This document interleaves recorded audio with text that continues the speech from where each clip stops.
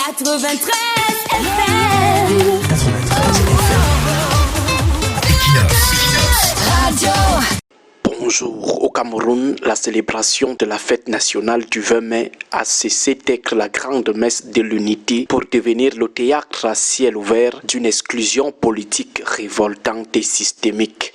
Conçue à l'origine pour exalter l'adhésion collective à la République et sceller la communion de tout un peuple, cette date solennelle est désormais confisquée et transformée en une kermesse partisane à la gloire exclusive du Rassemblement démocratique du peuple camerounais, le parti au pouvoir et son champion Paul Biya. Dans cette mise en scène de l'unanimisme de façade, tout est orchestré pour projeter l'image d'un pays entièrement aligné derrière un chef de parti politique au détriment du pluralisme le plus élémentaire. Pour réussir ce tour de force, le régime de Yaoundé s'appuie sur le zèle outrancier et la complicité active des chefs de terre.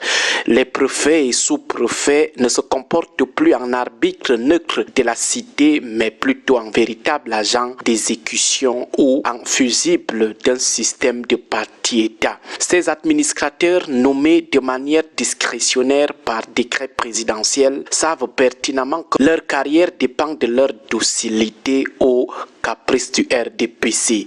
Pour ces fonctionnaires en quête permanente de positionnement, de repositionnement personnel, émus par la carotte de la promotion hiérarchique, le zèle répressif devient une arme de choix. Il manie le détournement du motif d'ordre public comme un chèque en blanc juridique pour interdire de façon préventive et totalement arbitraire toute expression politique discordante. Cette volonté d'asphyxier l'activité légale de l'opposition se traduit par un harcèlement de basse intensité et un veto de fait qui transforme le régime légal de la simple déclaration en un parcours de combattant impossible à franchir.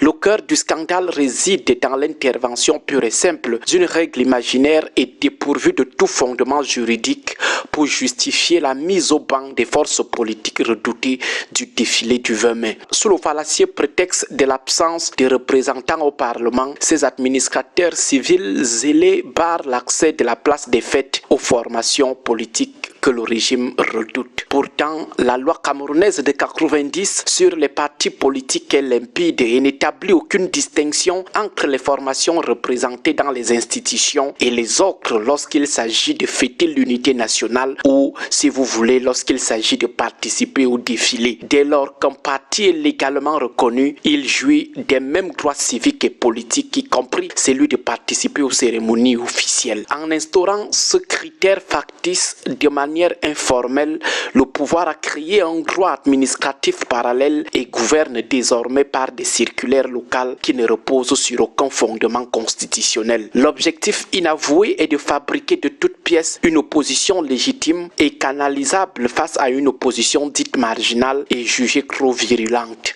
Cette imposture éclate au grand jour à travers une politique de 2 poids 2 mesures absolument flagrante. Dans un arrondissement, la règle de l'élu est brandie pour exclure, tandis que dans la circonscription voisine, toutes les formations défilent librement.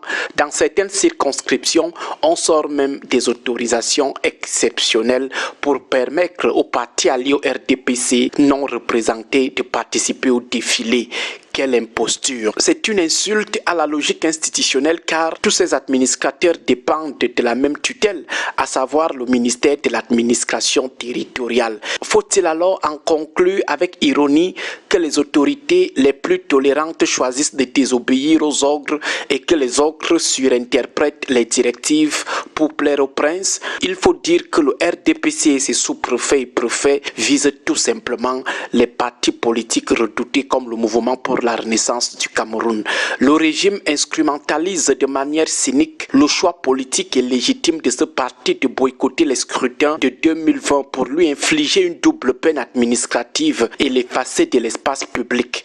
La réalité est que le pouvoir de Yaoundé a la hantise d'une démonstration de force du principal parti d'opposition sur le macadam des places de fête lors d'un événement massivement médiatisé. Voir un carré compact et discipliné au couleurs d'une formation politique de l'opposition telle que le MRC briserait instantanément le narratif officiel qui tente de confiner ce parti au statut de parti virtuel. Permettre à cette force politique de rupture de défiler, c'est prendre le risque de démontrer que sa légitimité populaire surclasse le nombre de sièges octroyés par les institutions électorales à certains partis collaborateurs. Pour les élites locales, voir l'opposition triompher à l'applaudimètre devant la tribune officielle constitue une humiliation intolérable. Dès lors, le cynisme bureaucratique vire à la farce républicaine la plus totale.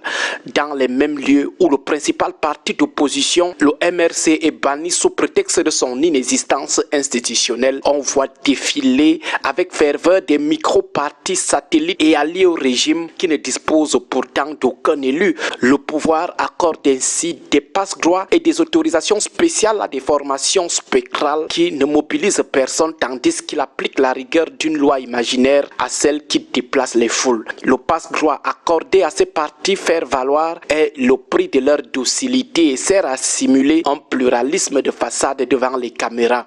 En criminalisant ainsi la divergence et en choisissant ses opposants sur la base de leur allégeance plutôt que de leur poids réel, l'administration préfectorale commet un délit de faciès politique majeur.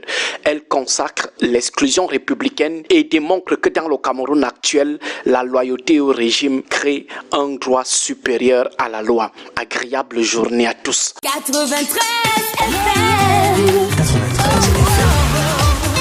Equinox. Radio.